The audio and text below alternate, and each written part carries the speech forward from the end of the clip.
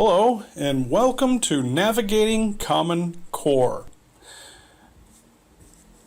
In this workshop, we will take an in-depth look at the American Common Core state standards and how they affect the American curriculum and education system. This is a 12-module workshop that is meant to be held over a 2-day period. However, if you're taking it online, you could probably do it either all in one day if you really want to, or you can spread it over any period of time that suits you. Each module is designed to be given or taken within 50 minutes with a 10-minute break between modules for participants to be able to process the information presented and practiced in each module. Many concepts learned in this workshop can be used with other standards and other curricula worldwide. The modules are Module 1, Exploring Common Core and the American Curriculum Framework. Module 2, Debunking Myths About Common Core. Module 3, Unpacking Common Core, Exploring ELA and Mathematics Standards. Module 4, Mastering ELA Standards, Reading, Writing, Speaking, and Listening. Module 5, Navigating Mathematical Pathways. Module 6, Interdisciplinary Explorations. Module 7, Strategies for Effective Assessment and Evaluation. Module 8, Embracing Student Diversity, Differentiating Instruction. Module 9, Building Partnerships, Engaging Parents. Module 10, Empowering Educators, Professional Development for Growth. Module 11, Empowering Effective Implementation of American Curriculum. And Module 12, Empowering Student Achievement in American Curriculum. Module 1, Exploring Common Core and the American Curriculum Framework. Again, the duration of this module is 50 minutes, or it should be around 50 minutes. Module goals, we're going to look at an overview of Common Core standards and its purpose. We are also going to identify the American Curriculum Framework, and we will review the importance of aligning instruction with Common Core standards. These are our three main module goals for Module 1. By the end of this module, participants will have a clear understanding of Common Core standards, the American Curriculum Framework, and the significance of aligning instruction with Common Core standards.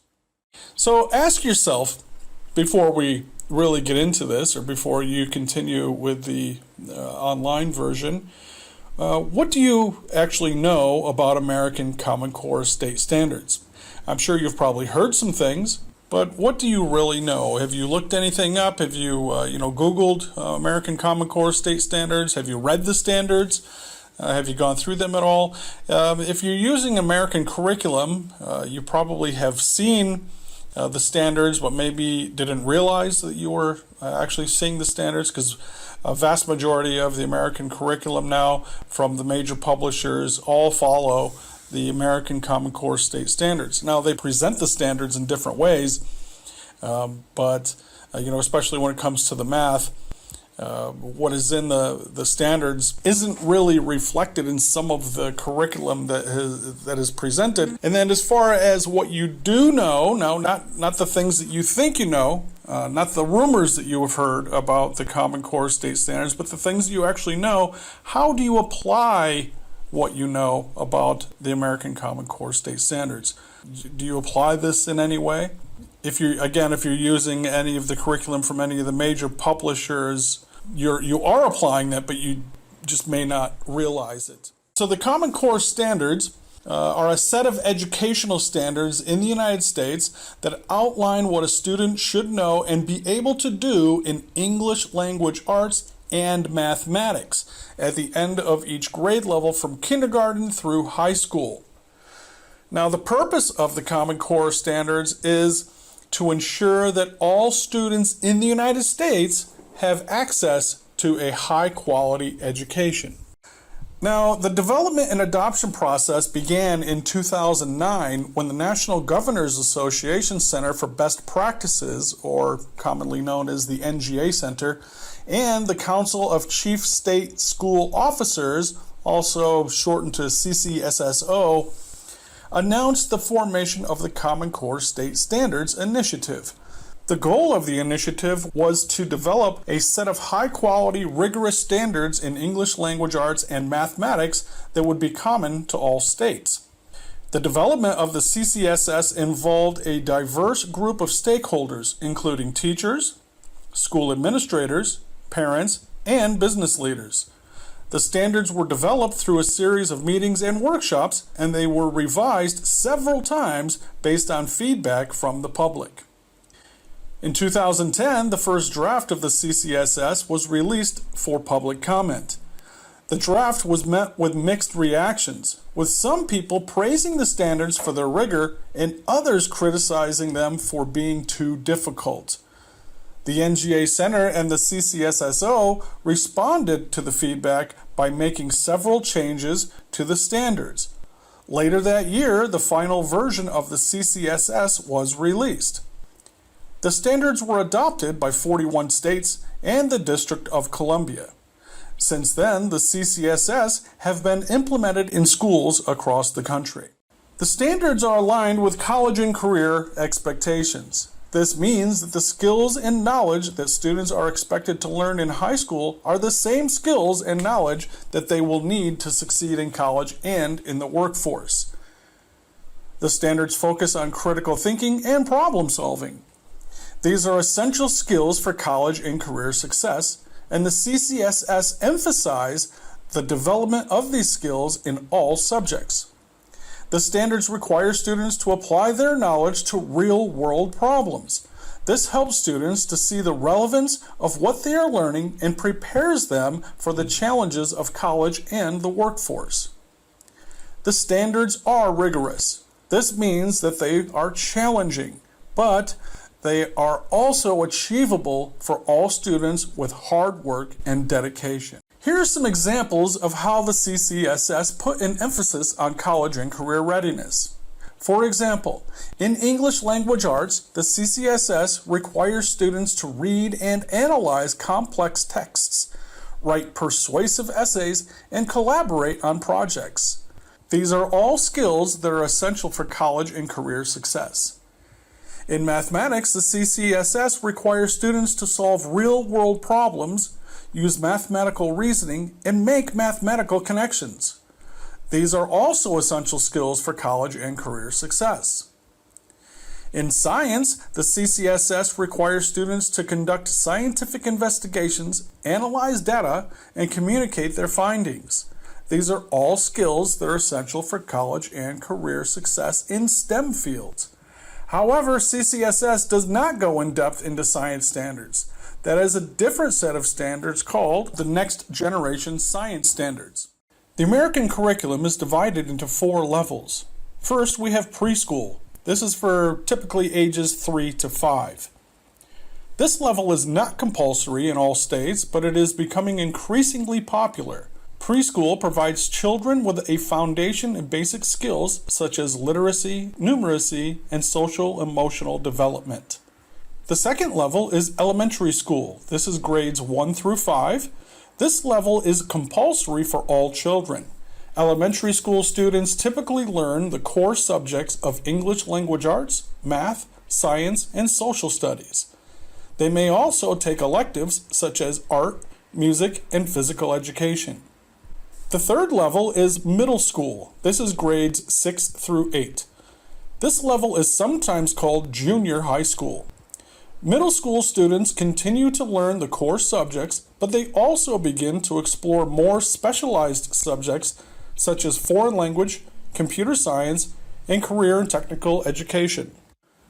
And finally, the fourth level is high school. This is grades 9 through 12. This level is also sometimes called senior high school. High school students typically take a variety of courses to prepare for college or career. The core subjects are still emphasized, but students also have the opportunity to take electives in a wide range of subjects. English language arts teaches students how to read, write, speak, and listen effectively. It is essential for success in all other subjects, as well as for life in general. English language arts skills are essential for success in all other subjects. Students who are strong readers and writers are better able to understand and learn new material. They are also better able to communicate their ideas effectively, which is important in all aspects of life. Mathematics is the language of science and technology. It is essential for understanding the world around us and for solving problems in a variety of fields. Mathematics skills are essential for a variety of careers, including engineering, science, and business. They are also important for everyday life, as we use math to make decisions about money, time, and other resources. Science teaches students about the natural world. It helps them to understand the physical and biological processes that shape our planet. Science skills help us to understand the world around us. They are essential for developing new technologies and solving global problems. Social studies teaches students about the past, present, and future of human societies.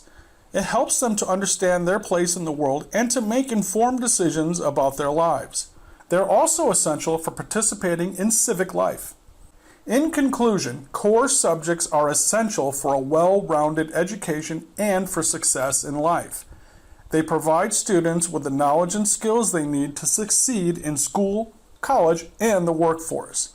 They also help students to become well-rounded citizens who are prepared to contribute to society.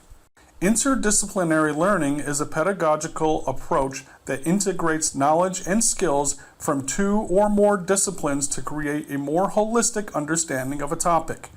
This approach can be used to teach a variety of subjects, from science and math to history and literature. When interdisciplinary topics and skills are integrated, students are better able to think critically, be creative, and collaborate effectively. As far as thinking critically, interdisciplinary learning requires students to analyze information from different perspectives and to make connections between seemingly unrelated concepts. This helps them to develop critical thinking skills, which are essential for solving problems and making informed decisions. When it comes to being creative, interdisciplinary learning encourages students to come up with new and innovative solutions to problems. This is because they are exposed to a variety of perspectives and ideas, which can spark their creativity. Concerning collaborating effectively, interdisciplinary learning often requires students to work together to complete projects. This helps them to develop collaboration skills, which are essential for working in teams in the workplace. There are many different ways to integrate interdisciplinary topics and skills into the classroom. A few examples are projects, units, and assessments. For projects, students can work on interdisciplinary projects that require them to use knowledge and skills from multiple disciplines. For example, students in a science class could work on a project that combines science, math, and engineering to design a new solar panel. For units, teachers can create interdisciplinary units that focus on a particular topic or issue. For example, a teacher could create a unit on climate change that combines science, social studies, and English language arts. And as far as assessments are concerned, teachers can create interdisciplinary assessments that require students to demonstrate their understanding of concepts from multiple disciplines. For example, students could be asked to write a persuasive essay that uses evidence from science, history, and economics to support their argument. Interdisciplinary learning is a valuable approach to education that can help students develop critical thinking, creativity, and collaboration skills. These skills are essential for success in college, the workplace, and life. Flexibility and local control are two important concepts in curriculum implementation. Flexibility refers to the ability of schools and teachers to adapt the curriculum to the needs of their students and their community. Local control refers to the authority that schools and teachers have to make decisions about the curriculum. There are many benefits to having a flexible and locally controlled curriculum. First, it allows schools to tailor the curriculum to the specific needs of their students. This is important because all students learn differently and have different interests. A flexible curriculum can help to ensure that all students are able to reach their full potential. Second, local control gives schools the ability to respond to the needs of their community. For example, if a community is facing a particular challenge, such as poverty or unemployment, the school can make changes to the curriculum to address that challenge. Third, flexibility and local control can help to improve student engagement. When students feel like they have a say in their own education, they are more likely to be engaged in learning. However, there are also some challenges associated with flexibility and local control.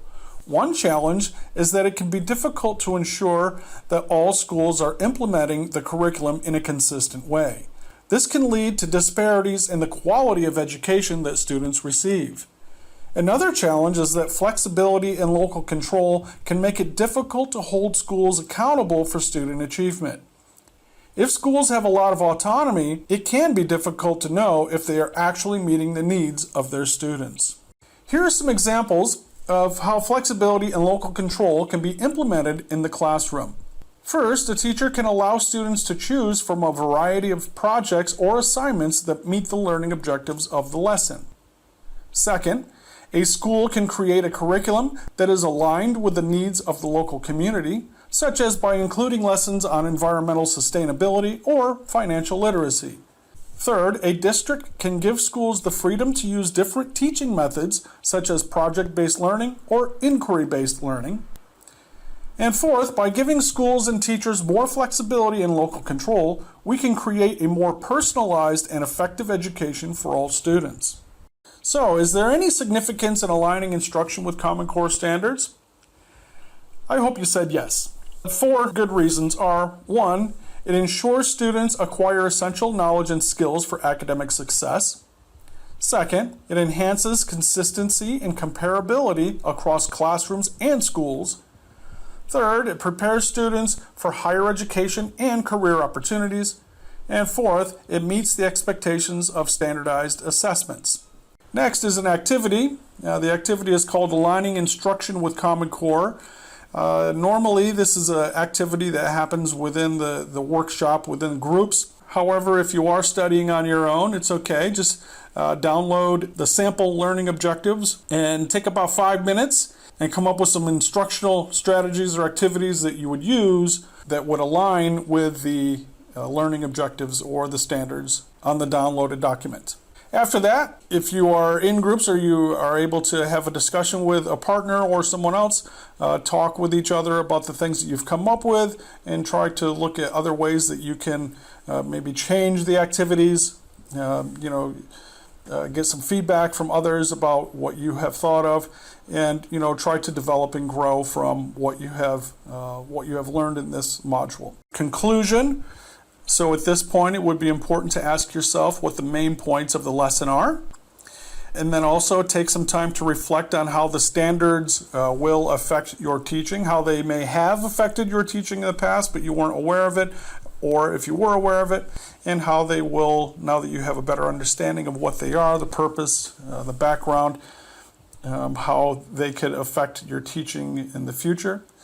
And then in the next module, we will debunk some of the myths about Common Core itself. Thank you very much for participating in this module. I'll see you in the next. Thank you.